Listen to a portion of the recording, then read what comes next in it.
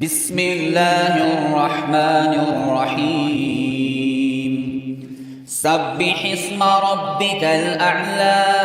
الذي خلق فسوى والذي قدر فهدى والذي أخرج المرعى فجعله غثاء أحوى سنقرئك فلا تنسى إلا ما شاء الله إنه يعلم الجهر وما يخفى ونيسرك لليسرى فذكر إن نفعت الذكرى سيذكر من يخشى ويتجنبها الأشقى الذي يصلى النار الكبرى ثم لا يموت فيها ولا يحيا قد أفلح من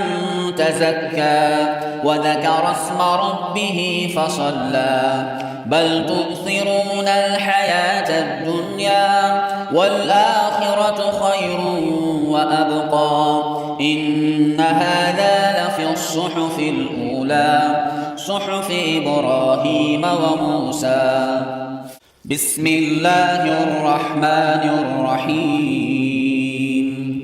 هل أتاك حديث الغاشية وجوه يومئذ خاشعة عاملة ناصبة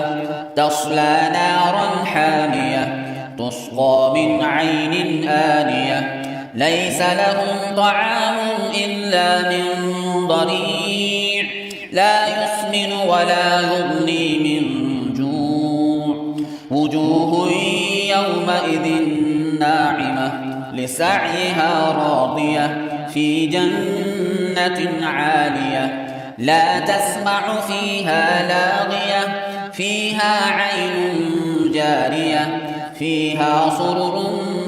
مرفوعة وأكواب موضوعة ونمارق مصفوفة وزرابي مبثوثة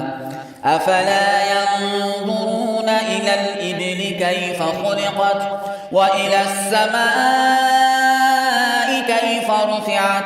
وإلى الجبال كيف نصبت وإلى الأرض كيف سطحت فذكر إنما أنت مذكر لست عليهم بمسيطر إلا من